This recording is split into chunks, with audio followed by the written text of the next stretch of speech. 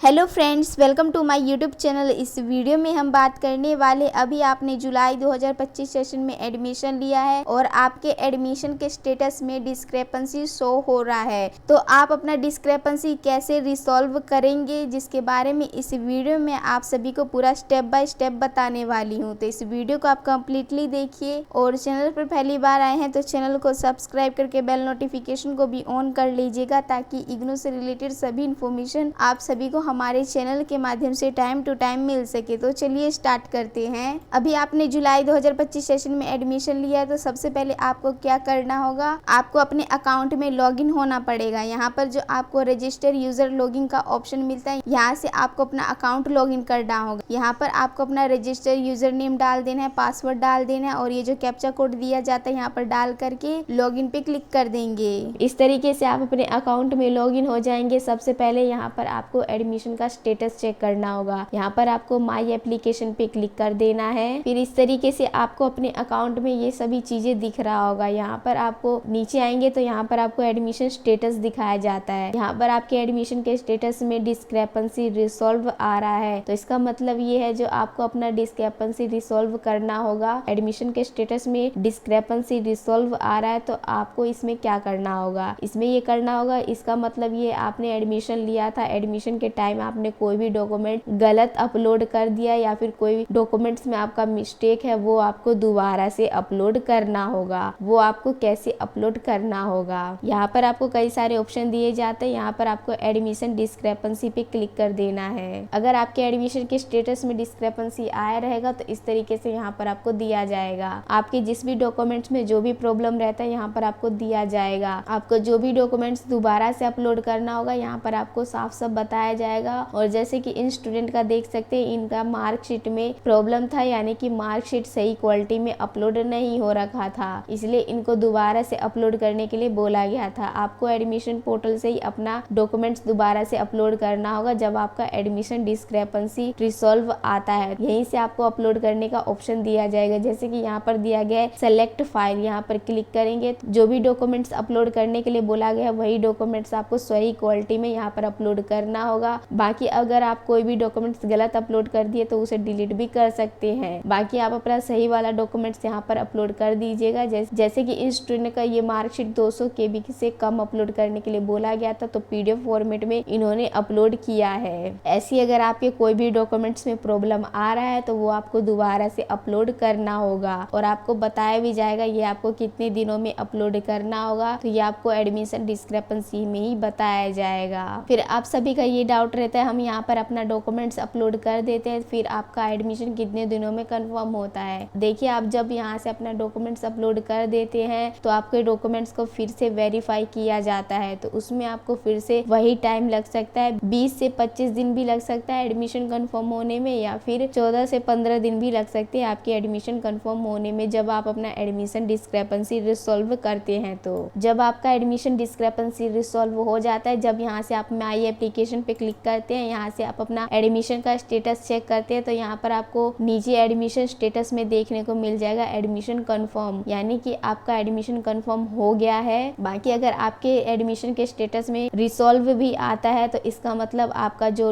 Documents था जिसमें problem था उसे रिसॉल्व कर दिया गया है। आपको कुछ दिन और वेट करना होगा यहाँ पर एडमिशन कंफर्म होने का। आप कुछ दिन वेट करेंगे तो आपका एडमिशन कंफर्म हो जाएगा।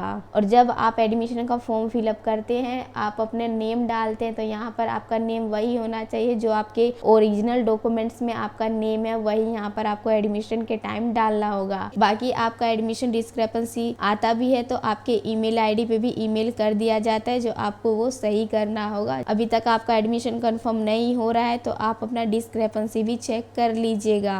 तो इस वीडियो के माध्यम से आप सभी को यही इन्फॉर्मेशन देना था। तभी भी आप सभी का कोई डाउट या कंफ्यूजन रहता है तो नीचे कमेंट बॉक्स में बता सकते हैं। वीडियो अच्छा लगा होगा तो लाइक कीजिए, शेयर कीजिए। तो आप मिलते हैं नेक्स्ट वीडियो में। तो जब तक के लिए thanks for watching this video.